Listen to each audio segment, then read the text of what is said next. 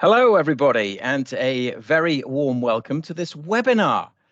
It's a collaboration between ADAS and the Met Office as part of Countryside COP3. Now, this is the first of 3 webinars that we're doing this week. There's another one on Wednesday and another one on Thursday, and they're going to highlight the challenges, but also the opportunities for UK agriculture to build resilience to the physical impacts of climate change.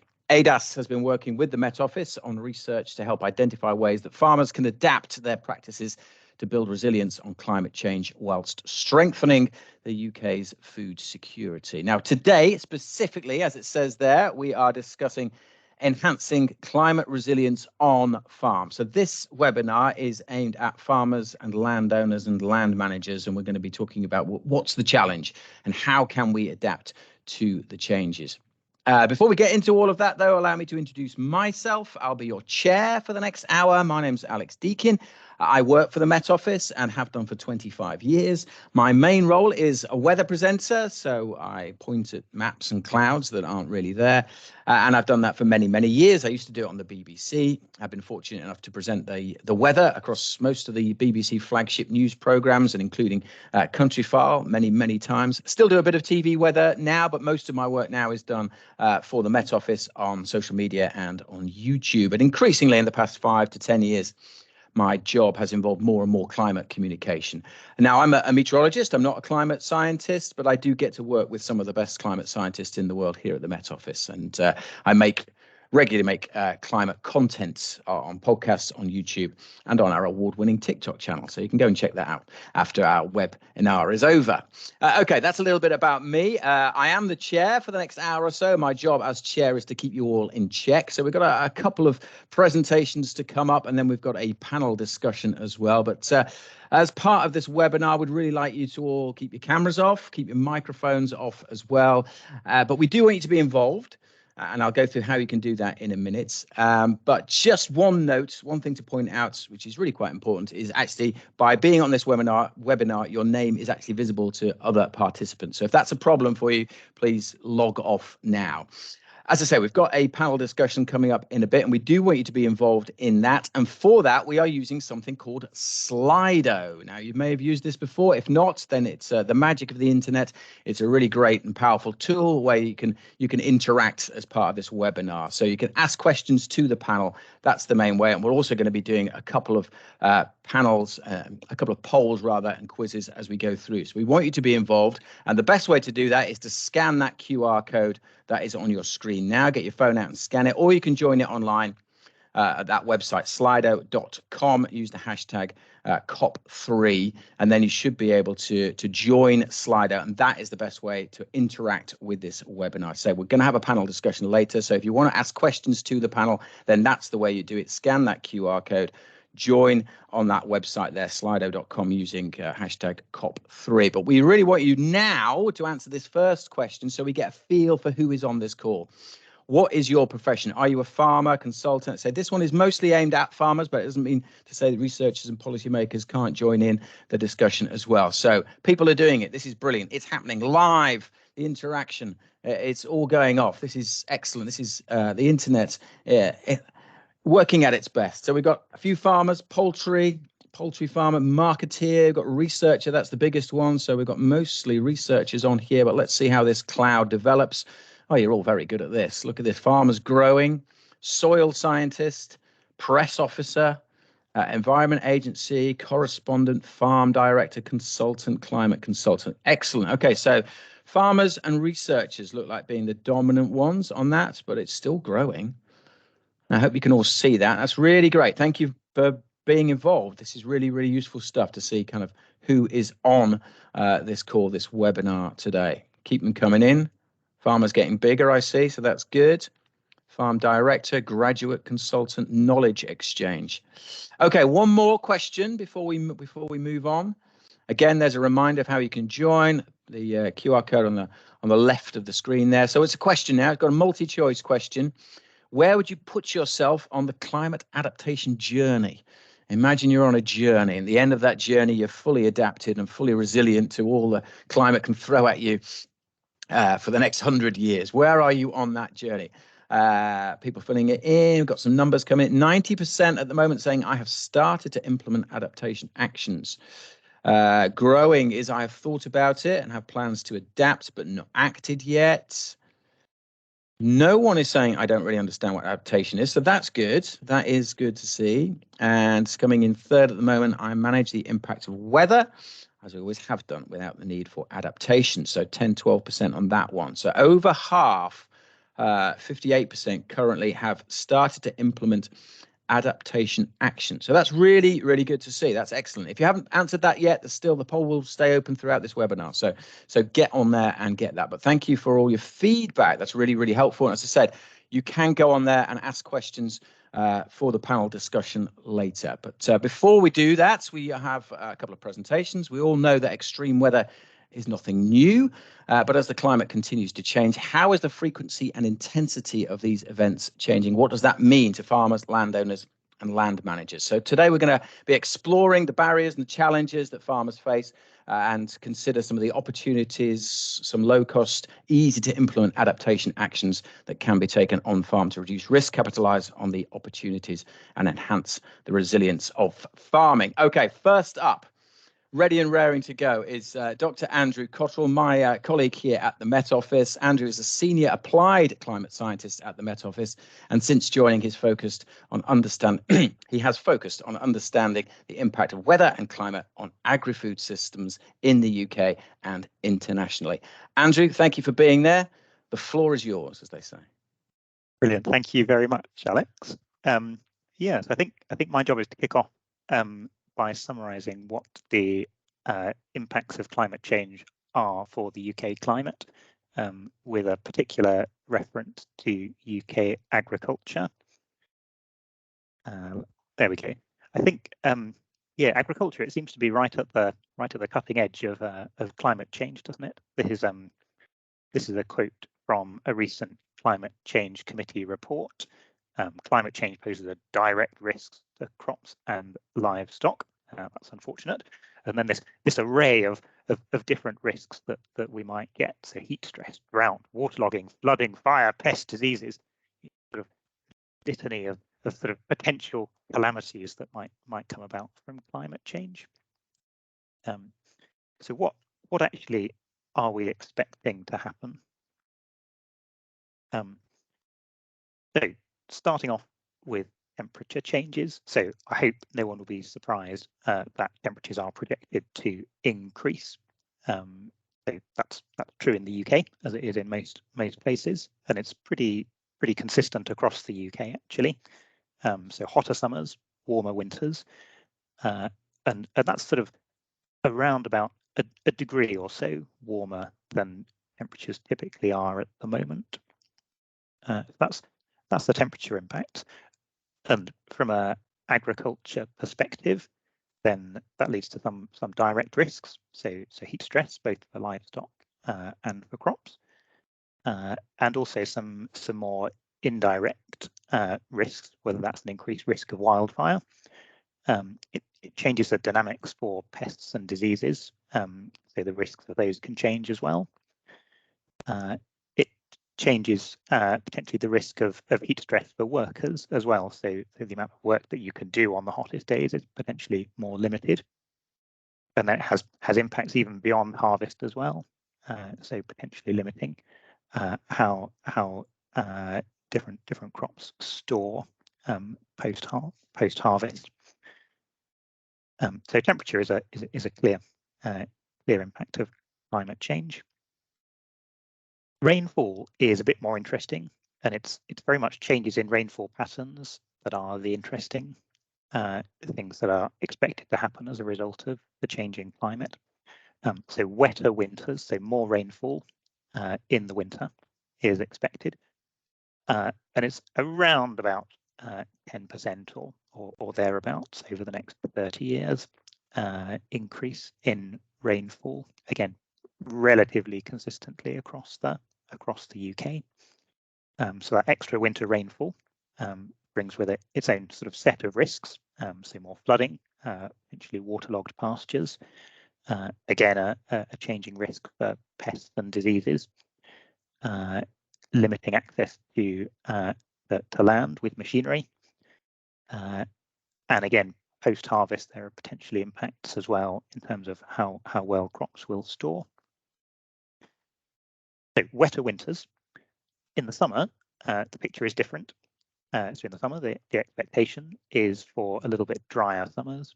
Again, of the order sort of 10% less rainfall than we currently get. So drier summers are the impacts again of that. So drought, increased need for irrigation. And actually, in those extreme scenarios where actually water available is a limiting factor, then you may actually have conflicts with other water use requirements. And so quite an important one there, the drier summers. Even within those sort of broad rainfall patterns, wetter winters and drier summers, then the expectation is that the type of rainfall that we get will change a bit as well. So the expectation is for increased intensity of rainfall. So even though we're getting drier summers typically, then the rain that we do get will come in shorter, more intense bursts. So that changing type of rainfall brings its own sort of category of risk from an agriculture perspective. So flooding, soil erosion, crop lodging, those kinds of things. So those are sort of the broad trends of what we expect climate change to bring for the UK. So hotter, drier summers, warmer, wetter winters, and more intense rainfall when we do get it.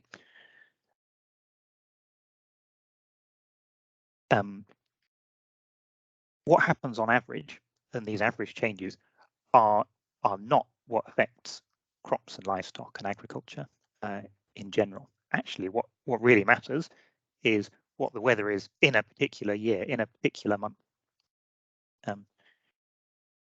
And even while climate change will change what happens on average, then there will still be that significant variability year on year, month on month. So even though we're going to expect to get hotter, drier summers, then there will still be some cold and wet summers, which is unfortunate for some.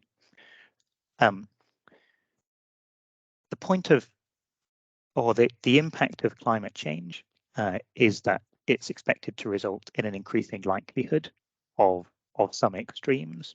So even if your average temperature or whatever is only moving a little bit, half a degree or so warmer, then things that used to be pretty uncommon and rare events suddenly turn into actually things that happen quite often. And as well as that, things that you never saw, suddenly we do start to get more record extreme weather. So to my mind, then that's the key impact as a result of climate change. It's not the changes in the averages as such, but as a result of those, then suddenly you get a changing intensity and frequency of these extreme events. So these hotter, drier summers that we get a little bit on average, then actually the things that really make an impact, so this increased intensity and frequency of heat waves and drought or whatever it is, are the things that potentially have the biggest impact. I feel I've just talked about risks so far. That is not the whole story. The changing climate will need changes in agriculture, as Charles will talk about when he talks about adaptation. But as well as the risks, then the other side is actually it does bring opportunities as well, and that's particularly associated with the warmer temperatures. So they bring things like a potentially longer grazing period, an extended production season for all sorts of different crops, and actually it brings potential for new crops as well that have not typically been grown in the UK. So all worth considering that perspective of the picture, as well as the potential challenges of the risks that climate change brings. I think on that slightly positive note, I will stop and hand back to Alex. Thank you. Excellent stuff. Thank you very much, Andrew. And if you've got any questions, as I say, for Andrew or any of our panelists, if you think of them as we're going along, please do use that Slido that we had earlier on. You can put the questions in there. But that was Andrew. Now we are getting another presentation from Charles Ffoulkes, who is a director within the climate and sustainability business at ADAS with over 10 years experience. He is a chartered geographer supporting clients with climate change risk assessments, adaptation strategies, TCFD reporting, and building business resilience to extreme weather events. Charles, thank you for being there and turning your camera on. It's all yours. Thank you very much, Alex. Yeah, so following on from some of the impacts Andrew's been talking about, I just wanted to start to delve into some of the detail around what actions can we actually take on farm to help become more resilient to climate impacts. So just to give the sort of summary of what Andrew was saying and what this really means for agriculture. So we're looking at changes in temperatures and how often we might experience heat waves. We've got things like changing precipitation patterns and the impacts that might have on stronger storm systems and extreme rainfall events. We're going to see changes in the timing of seasonal events and in pests and diseases. We've got potential for wildfires becoming more common, drought events, and conversely to that, in the winter, more sort of flooding and waterlogging. But we do have that opportunity from longer growing seasons. And whilst there will be less snow, ice and frost around on average, we will still get those particular years when it does become a bit of a problem. So far, we are already feeling a lot of these impacts that are projected to get worse as we move into the future. So particularly flooding over the last couple of months has been a real issue that lots of places have felt. But even going back to the dry summers in the last couple of years, we've seen lots of sort of wildfires, prolonged drought and water scarcity. And these impacts are going to continue to sort of exacerbate and get worse as we move forward. So rather than just responding when these events happen, we really want to start moving to understanding what we can do to better prepare ourselves for when they do happen to help sort of build our ability to bounce back a bit quicker. So I wanted to talk a little bit about some of the research we've been doing with the Met Office. So this has been looking at how we assess resilience measures that support UK agriculture to adapt to a changing climate. What we've been looking at, so some of our core hazards, we've been looking at heat, drought and wildfires. We've been looking at flooding and wet conditions and also changing seasonality. And through this process, we've identified lots of different impacts from these sort of three themes. And then we've been looking at the range of adaptation options available that might help us to reduce the risk or mitigate those impacts. In the process of each of these adaptation measures, we've considered the sort of impact that measure would have on reducing climate risk, tried to understand how easy it would be to implement the measure, and what sort of cost might be associated with it. So on the right here is a bit of a brief diagram about how we can look to visualize some of this information. So down the left there, we've got our impact, and down the bottom, we have the ease of implementation. And what we find is those sort of bottom left two boxes there are where we might have quick wins. So we're talking about those actions that have a moderate or high impact, are easy to do, and ideally would be low or moderate cost.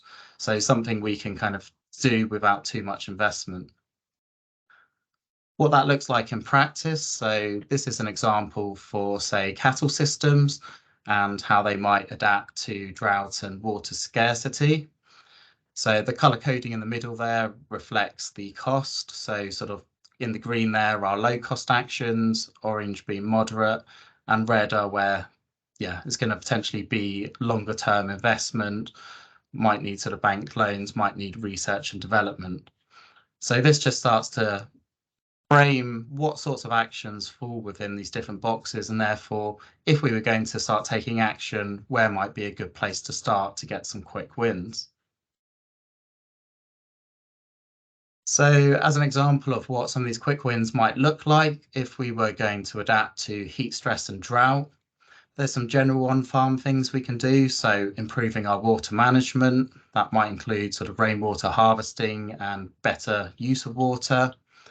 We can look to ensure our tractors, machinery are air conditioned, where we've got our labour force sort of spending a lot of their time. And we can look at sort of fire breaks in between fields, hedgerows and woodland areas. Within cropping systems, we can look to what sorts of crops we're growing, when they're established, and what sorts of varieties we choose and how early or late they mature. We can look to where we irrigate crops, so potentially can we water at night to maximise that benefit where it's needed, and to avoid some of the risks around, say, wildfires, can we avoid harvesting in those hottest parts of the days? And then within a livestock system, we might start to look at our sort of grassland mix. So can we increase the diversity of forage? Can we use deeper rooting varieties? And if we do have to move animals around during those very hot periods, can we transport them at night to sort of minimize that stress? Looking at the other side of things, so how we might adapt to flooding and wet conditions, there's a different set of actions here we might consider. So we can look at improving our runoff containment and drainage. We can look at developing a flood contingency plan so that when a flood does happen, we've sort of got a plan in place to know what we're going to do. We can review our power supply flood resilience. Within livestock systems, we can look to vaccinate to prevent disease. We can set up a sort of control plan with our vets to help avoid key issues materialising during those wet conditions. We can plan our grazing to ensure we've got the right paddocks available during those wet periods. And we can look at things like our feed bin cleanliness and design to sort of reduce disease risk, and installing material around housing that sort of prevents waterlogging and flooding. And within a cropping system, we might look at the use of compost or green manures, how that can sort of help to build soil structure, and at the same time sort of building soil organic matter, which allows the soil to better hold and filtrate water. So alongside some of these sort of adaptation actions, we've found that potentially are some of those quick wins. We've also been considering how some of those measures might change geographically, and where we might want to apply those, in some places more than others. So what we have here is an example of changing drought. So on the very left-hand side, that's a sort of current day baseline. In the middle, we're looking at the 2030s, and on the right, we're looking at the 2050s. And this is about looking at a year that experiences a 60-day period ending in July or August with total rainfall of less than 20 millimetres.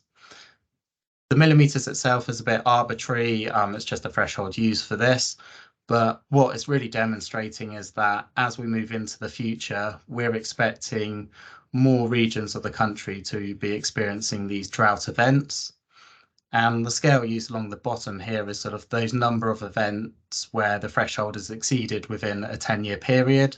So whilst much of the country doesn't experience anything at the moment within this sort of threshold, as we move forward to 2050s, we're looking at the majority of the UK experiencing at least one, quite often up to 2, 3, or maybe 4 events every 10 years where drought's becoming a real significant issue. To look at a slightly different example, so this is looking at heat stress within the wheat anthesis period. So this is a very sort of particular time of the year where within a short space of time, wheat is going through significant changes. And what we are looking at here is the experience of 3 consecutive days with temperatures above 25 degrees. And again, we're looking at a similar scale where we're looking at the number of threshold exceedances within a 10-year period. And the sort of stippling or the dots you see on there are the main sort of arable wheat areas. So what we're looking at here is something a bit more focused on a particular crop which is able to show as we move forward from left to right into those 2050s, we're starting to see that in quite a few areas, this exceedance threshold is going to happen every other year or more. So it's something we really need to then start considering, well, what is that threshold where we feel like we need to take action? Is it when stuff starts happening once or twice every 10 years? Or is it, moving into that 4 or 5 or more years where we actually say enough's enough, we need to try and reduce impact or do something where we can? So I just moved now into a third poll that sort of considers this threshold question. So that should be appearing on your screens now, so you can join by scanning the QR code.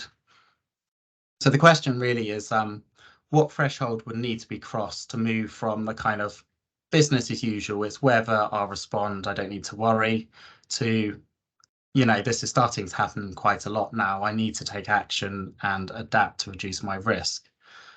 And I mean, this is talking about how kind of risk averse people are. And for those that aren't directly farmers, you can think of this within other contexts. It might be kind of how often your car breaks down. If it happens once in every 10 years, you might not worry about it. But if it starts happening multiple times a year or every year, you might start thinking, well, I need to upgrade.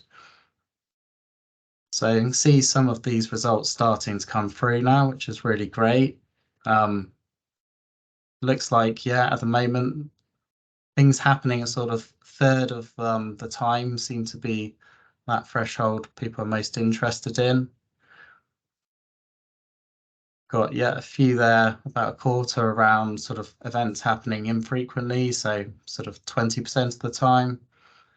And events occurring more often than not. So that number's very low, which suggests most people want to act before you kind of get to that stage, which is really interesting. So I'll just move on now to my final slide. So to summarize, climate change and extreme weather is challenging how we farm.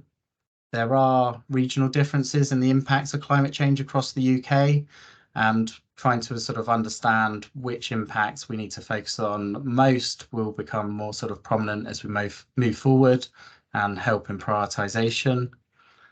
On-farm adaptation measures can help reduce the risk of climate change, and quite often this can be done without compromising productivity and in some cases even enhance it.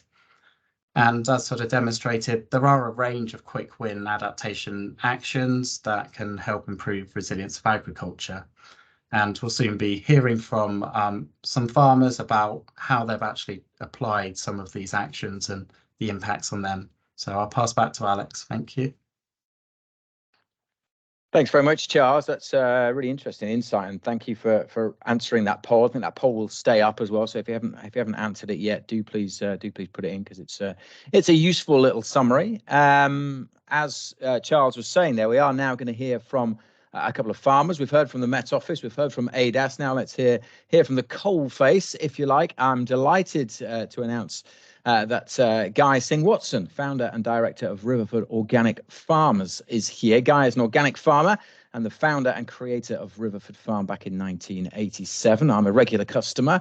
Guy has been named BBC Farmer of the Year twice as well. So Guy, welcome along. Please give us your thoughts. Hi everyone, and thanks for asking me to speak. I was really pleased to hear Andrew, I think it was, say that it's not about averages, it's about the extremes. And that's certainly my experiences, because things are changing much faster than the changes in average would leave us to expect. And indeed, that graph with the two bell-shaped curves and the effect of moving it one way on the occurrence of extreme rainfall is really what I'm experiencing. The crops we grow, I mean, typically cost £3,000 an acre to get to harvest, and probably another £3,000 an acre to harvest. And the margin, if ever any vegetable grower is making a 10% margin, they've done damn well. So if you lose a crop due to one of those extreme events, that is a disaster. And for me, 1 year in 10 is quite enough. 3 years in 10, I'd certainly be out of business. The extremities that are causing most trouble to me in Devon are intense rainfall events. Again, it's not the average, it's the intensity, which is coming with a really startling increase in frequency. And as I think was also said, these summer rainfall events, when you're not really expecting them, that are causing most trouble. And the last couple of autumns, it's been late summer, early autumn, typically when farmers are establishing, in our case, green manures or resowing lays, and they have firm, fine seed beds, and we get thunderstorms or any intense rain in August and September with catastrophic soil loss. So the soil loss is what we really are focusing on in particular, and we're doing our responses to that. Well, and drought as well. We are building more winter-filled reservoirs. We're installing swales across the fields. We're trying to cultivate less. We're moving to perennial crops. We're moving into agroforestry, growing nuts, trying to get some of our protein from a perennial crop. Trying to cultivate more shallowly, adding organic matter, building soil structure, because percolation rates are absolutely key. However, I think we are very reluctantly reaching the conclusion that it's just not okay to cultivate some of our steeper, but very well drained, very useful south-facing slopes, which have been very useful to us over the years. And there are quite a few we've just decided the risks are too high to grow them. And I'm guessing that might be the change at the temperature changes is an issue. I mean, the predictability of harvest, when you sow to pick on a certain date, the unpredictable weather is leading to shortages and gluts more frequently. We had a dreadful glut last autumn due to the mild autumn following a very dry summer. Those are some of the farmers ourselves, but the farmers that we work with, the net change really is that you'd think that these longer, milder autumns might make people want to push further into what we call the shoulders of the season, the early and late. But that's not the case at all. This increasing risk that you get, especially at the beginning and end of the season, if growers, if anything, are retreating into the safer periods, which means that we have more imports out of period. And I would say the same with grazing livestock. Though warmer temperatures, longer grazing season, but certainly in our part of the world, the challenge in the autumn is actually keeping livestock on the ground without poaching up the swards, and that's less and less. So this year they've had to go, still loads of grass around, but livestock has come in because it's just too wet for the sward to support the hooves. And I'm guessing that's probably enough from me. So that's brilliant. Thank you very much, Guy. I could listen to you all day. Really, really interesting stuff there. So that's the horticultural side of thing. Guy was mentioning there livestock as well. So let's bring in now Mark Jelley. Mark is a mixed beef and arable farmer in partnership with his father on a mixed beef and arable farm in a different part of the world, so West Northamptonshire, with a herd of 90 suckler cows. Mark is an appointee to the NFU National Livestock Board, as well as chair of the Cattle Antibiotic Guardian Group at Rumour. Thanks for being there, Mark. Let us know your thoughts, please. Thank you, Alex. Yeah, I mean, I'd echo everything that Guy has just said. A very different situation to where he's farming and how he's farming, but we're seeing similar challenges in our own farm and our own area. We've already started to adapt the way the farm works, because we're in a relatively dry part of the country. For 3 seasons, we failed to grow an oilseed rape crop, not because of the flea beetle pressure like a lot of farmers have suffered with, but actually because after planting it in August, we had a mini dry spell through the earliest part of September, which stalled the crop and left us with a dead crop at the end of it. And after 3 seasons of that, we decided that the risk there was just too high for us, so we moved away from that. We have changed some of our practices with the cattle as well. So we've moved to earlier calving with the cows, for example, because we're seeing earlier spring grass growth. The fact that we're not getting the really long, hard, cold winters is a good thing from the point of view of growing more grass, and meaning I can calve my cows earlier and get them out into the grazing block quicker. But it is also then leading to an expectation on our part of drought now later in the season. And as a result of that, we've now built a system where we're deferring grazing. So we're actually growing far more grass in the spring than we need. The intention being that instead of cutting it for hay or for silage, we're actually leaving it as a standing hay crop effectively in the field so the cows can go and graze it later in the season if it comes dry. Now, in a season like this where it doesn't stop raining for the whole of the summer, that obviously provides a few challenges of its own because we've got grass coming out of our ears now. But last season, we managed to graze a very long way into the summer without having to resort to our sort of plan B, which is moving into some of the arable block and grazing grass margins and things like that. So we have got sort of mitigation plans there around the drought that might be causing problems in the grazing season. We're seeing increased pressure in the autumn from pneumonia risks as we house cattle. The warmer, more humid sort of weather is causing problems with respiratory problems. So we've got a much more robust vaccination program now for calves coming into the sheds than we would have had previously. And that to me is something that's really valuable because rather than relying on antibiotics to cure the problem, we're trying to prevent the problem occurring in the first instance. There are other worries.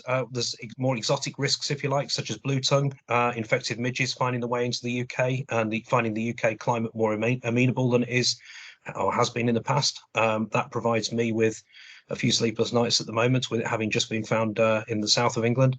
And coming back, I suppose, full circle to the arable side of the job, we're seeing increased vigilance needed at harvest with problems such as ergot infection in wheat and barley, and higher risk crops then being diverted into our livestock system rather than providing the human food chain food that we were looking to provide in the first instance. The quality is less predictable, and it's taking more management to actually ensure that we hit the specifications needed by the end market. We're responding to that in a number of ways. We're also looking at the machinery capacity on the farm to ensure that at sowing time, for example, when we're trying to plant the crops, that we can actually cover field work in shorter periods of time, because the long, pleasant autumns that I spent 15, 20 years ago sat on a tractor drilling when it seemed to be ideal. I'm sure it wasn't, unless perhaps rose-tinted spectacles, but it felt as though we had a lot bigger window to make use of the ideal opportunity to plant crops back in the autumns in that time than we do nowadays. So we're looking at our machinery capacity to ensure that we've got time to get in and make the most of the opportunities that arise. Thanks very much for that, Mark. Really, really interesting insight there from both farmers there about how already having to adjust already. Okay, we've got 20 minutes, just over 20 minutes left for our panel discussion. Both Mark and Guy are sticking around for that panel discussion as well. So if you've heard anything from them that you want to ask a question about, then please do. So use that Slido to ask some questions. We've already got some in, already got 3 or 4 in as well. So that's brilliant. So thank you for sending those in. If you think of any more questions, then do keep them coming in. I think you can vote for your favourite question as well, so it may well go up and down the poll then as well. So if you've got a favourite question that's been asked, you can see it on there, the ones that have been approved, and that will let me know if you in the audience are desperate for that question to be asked. So do please get involved. Okay, I will introduce the panel. As I said, we've got Mark and we've got Guy already, but we also are joined by Dr. Cerys Jones. Cerys is the Senior Climate Change Advisor at the NFU, covering mitigation, adaptation and greenhouse gas accounting. She is also facilitator for the World Farmers Organization's Climate Change Working Group and the UNFCCC focal point for the farmers constituency. So welcome along, Cerys. Thank you for being there.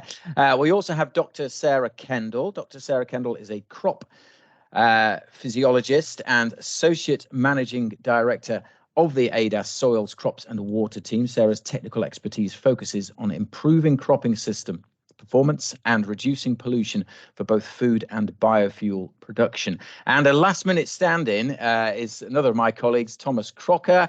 Tom, thanks for being there. Tom is a science manager at the Met Office's climate security team with over 11 years experience here at the Met Office. Tom leads and conducts research on the interactions between weather, climate and aspects of human security. I know Tom was a late call up today, so thank you for being there, especially Tom. Thank you all our panel. If you could turn your cameras all on. If you're on the panel, that would be useful. As I say, I'll dip into some of the questions that the audience are asking, but I'll start with let's start with some positives, and we'll come to you first up, Keris. Can you give some examples? We've heard some examples of how farmers are adapting to climate change already. Can you give some positive adaptation that you may have seen in the sector, Keris? Thanks, Alex. Yeah, as you said, we've already heard a lot of real life experiences, and they do echo the things that our members told us when we last surveyed them on the impacts and changes that they'd seen in weather patterns. And we're seeing similar responses to changes, to gradual change in weather patterns as to extreme weather. And sometimes those changes are quite small and might echo those respondents to I think the second slide question, who said that they were just responding to the weather, not adapting to climate. So things like changing the dates at which they plant seeds or bring livestock in to prevent damage to wet ground, all the way through to some really significant changes, whether it's planting completely new types of crops or investing in buildings and other infrastructure to make them more weather resilient. So lots of good stuff out there, but also examples, I think, as you've heard from Guy and Mark, with some getting to the stage where they're being severely challenged by the weather they're experiencing. Absolutely. Sarah, we heard from Charles about quick wins as well. Are there any others that you can think of? What do you think are key actions or quick wins that land managers could be taking now to increase their resilience? Yeah, I mean, it's Charles has already mentioned some of these things, but it's really good that there seems to be this real focus around soils on farm now.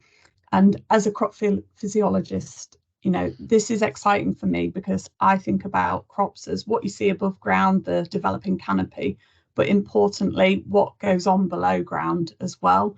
So it's really giving farmers the tools to be able to assess soil health and quality. So thinking about easy ways to look at that and understand how we can adopt management practices to essentially improve rooting and water use efficiency. So I think it's things like considering and measuring organic matter and thinking about on farm how you can go about improving water holding capacity of soils and crop performance. And I think the other thing I think of as a quick win is actually data and measuring and monitoring on farm, because if you can understand how your system reacts to different extreme weather conditions, as an example, and you're building a database to support that picture, I think that helps in guiding how you make management decisions going forward as well. So it's really collecting good data on your own farm. I can see Tom and Mark and Guy all nodding. Do you have anything to add to that, Tom, about the data? And I'll come to you, Guy and Mark, as well. How do you deal with data? Is it something that you find easy to come by and adjust to your individual farm, or is that a complicated issue?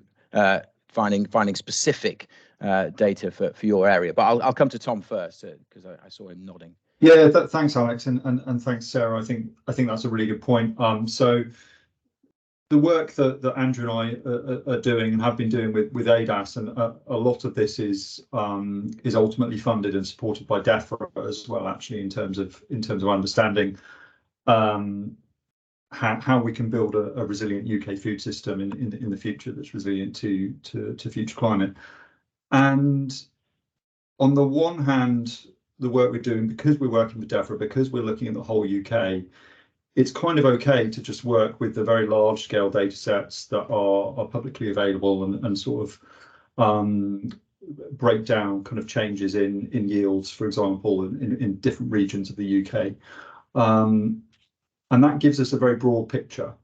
But in order to, I think, understand some of the real complexities, and one of the challenges is in the agriculture sector in particular, and farming, is that it's so diverse. There are so many. There's such a wide range. You know, the farming that Guy and Mark are doing is different, and we have farmers that are incredibly small through to huge, many acres that are all kind of working differently, using different practices.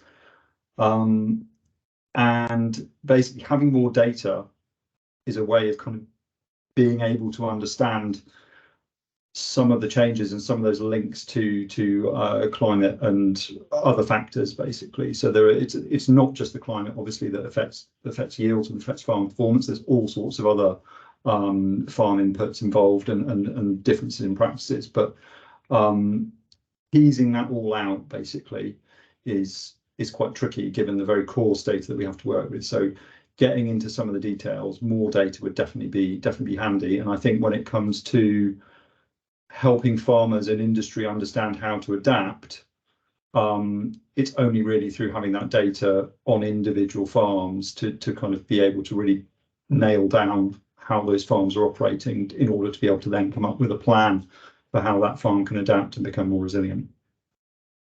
Be interesting to get your perspective on that, Guy and Mark, about data. Do you interact with that kind of data? I mean, obviously, we've got a lot of other data to deal with on your farm. Do you deal a lot with climate and weather data? Not really. I mean, it's just how often the rain gauge overflows. It's about as sophisticated as we get. But I think you probably do need some quite sophisticated analysis, actually, to understand unpredictability. I'm sure there is a mathematician's measure of that, but it would be beyond me. I don't know how many days a year you get, you know, rainfall exceeding, I don't know, 40 millimeters a day or something would be a useful figure. Just the average for rainfall for week 34 in a year is not much help to us, I don't think. I mean, to my mind, the data is how much soil there is accumulated at the bottom of a field, and it's becoming patently obvious that what was acceptable agricultural practice 20 or even 10 years ago isn't anymore, and I'm really alarmed by how quickly that's changing, actually. And I do think the sort of data which enters the public realm is probably just woefully underestimating the gravity and urgency of the change, actually. So, you know, because we do talk in averages, and then you do hear, you know, normally right-wing think tanks telling us that, you know, rising CO2 levels and temperatures will increase the production of food, which just makes me want to rip their heads off. But I mean, I have read articles in The Economist to that effect, you know, based on data and, you know, taking a particular. Anyway, I'm just saying it's more complicated than most.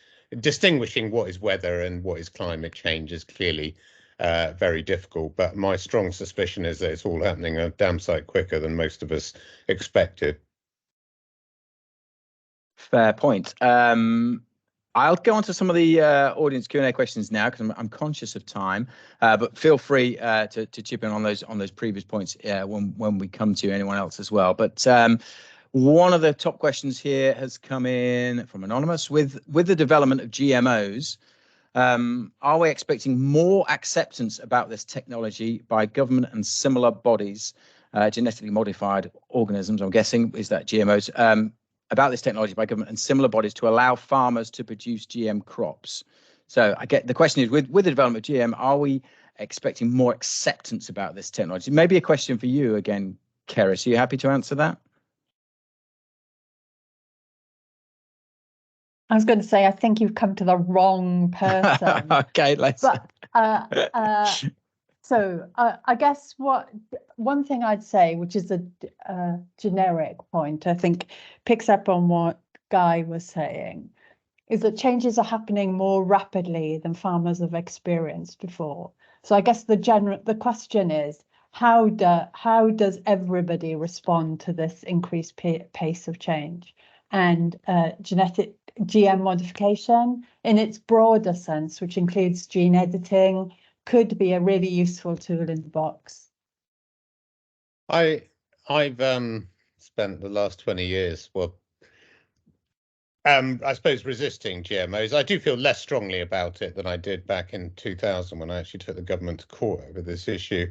And my feeling is that if someone can really demonstrate that a GMO, genetically modified crop, can deliver benefits to society rather than simply to the benefits of the company that owns the patent, I would be open to it. However, I think we have to be realistic that anything that's, about deeper rooting or salt tolerance or heat tolerance, it's likely to be a multi-gene trait. It's unlikely to be just one gene, and that's where GMOs have been most successful, where it's been a single gene trait and it's easiest. If you're having to move a lot of genes, that becomes much more difficult to manage. And I think the chances that we're going to find, solutions to this from GMOs is probably a fantasy.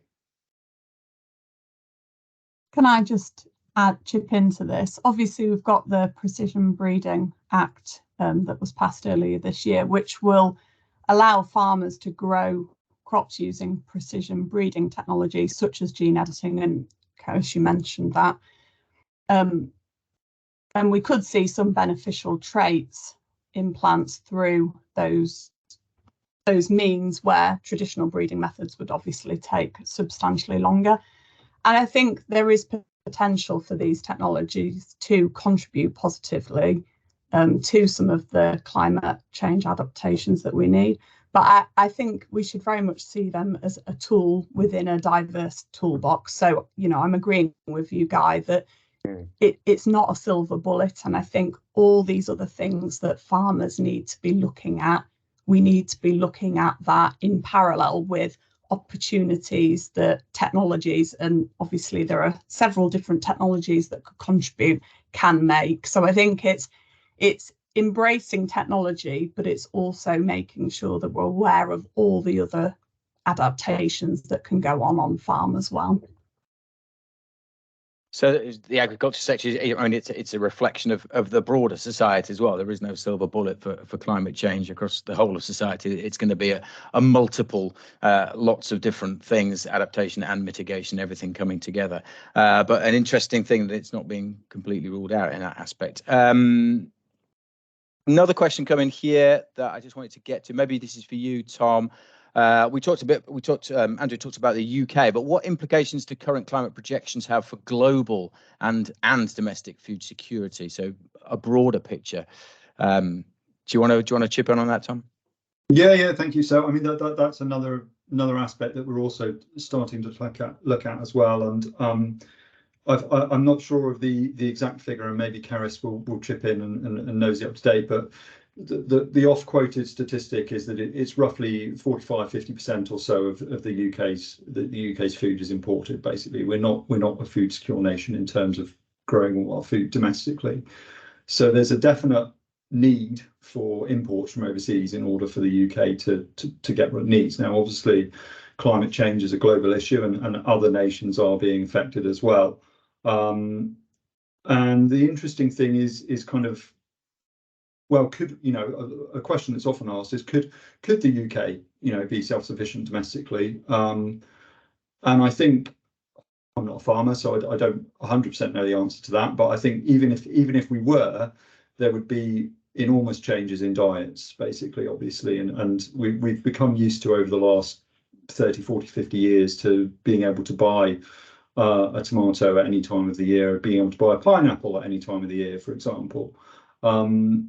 And there's certainly questions. The question is around, what does the UK import? And for the most part, I believe a lot of our reliance overseas is on fruit and vegetable imports. Basically, we're reasonably okay as far as kind of grains go. But the problem, or the challenge, in a way, the thing that makes this complicated, is that we're still dealing with a global commodity market. So if there's an issue with a significant issue with wheat production or any other of the big grains overseas that affects prices, that will still affect the prices for people in the UK, even if we're growing wheat in the UK. And unfortunately, it's complicated because it's a mixed picture. Some countries, as we saw from Andrew's presentation, there are some areas where changes in the climate are actually making some elements of production, hesitate to use the word easier, but potentially higher yields, whereas in other places it's challenging, but it still requires changes. I can see Guy waving, so yeah, if you want to come in there, go ahead. you know, the closer you get to the sort of extremes for a crop, whether it's drought or heat being probably the two most common ones, the smaller change you need to push that crop, you know, outside its comfort zone in, let's say, 50% of years, which would be enough to spell disaster for most agricultural systems.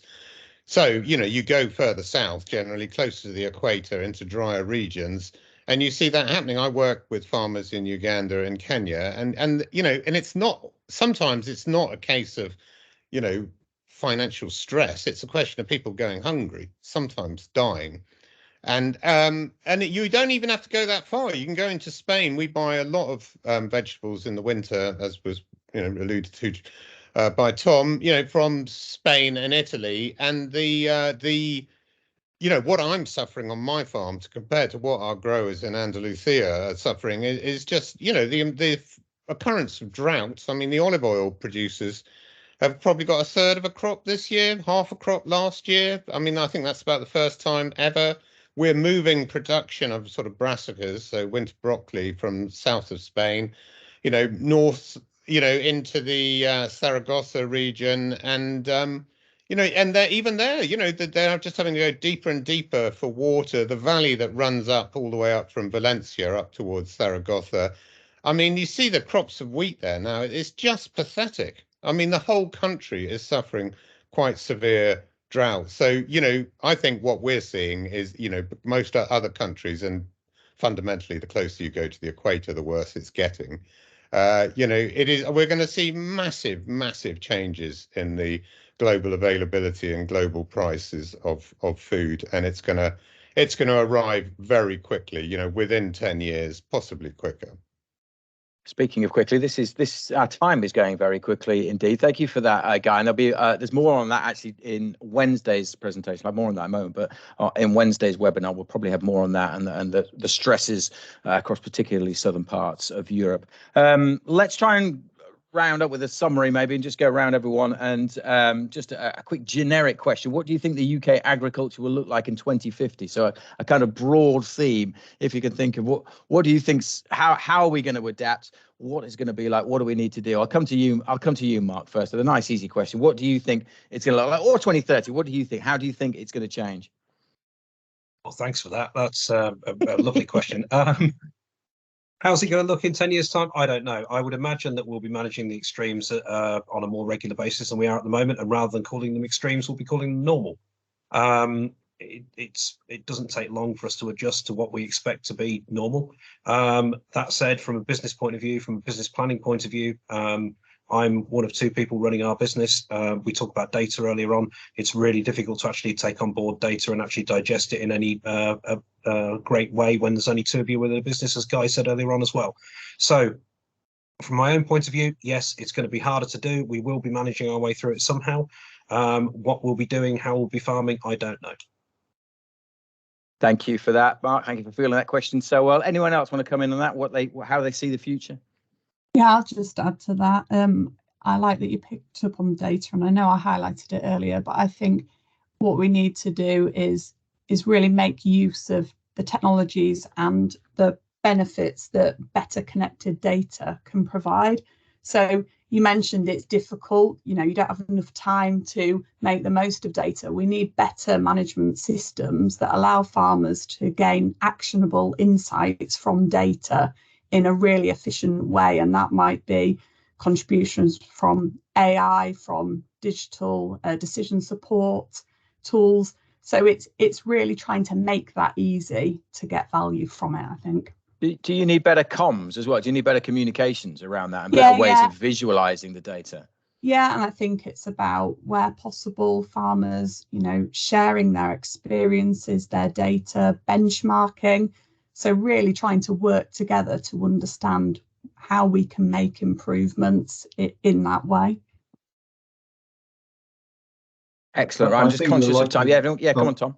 No, go on. I was going to say, I think we're likely to see potentially a lot more diversification in future as a sort of basic strategy, just to deal with the increased variability that we're likely to see. So if it's possible to set up a farming system in a way that if one area of your business doesn't do so well, you'll probably hedging with a different area of the business that maybe can cope in a different type of extreme.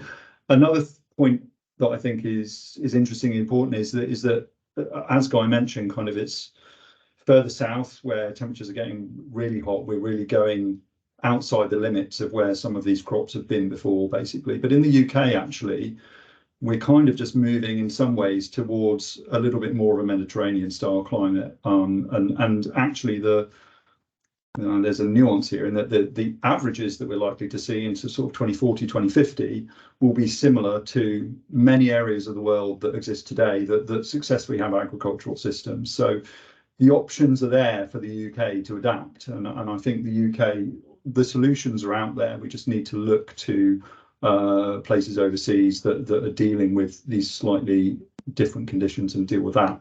The one thing that is going to be challenging is again this swing from extreme to extreme, and again all the other challenges that we mentioned around data, particularly around comms and communication and helping people understand the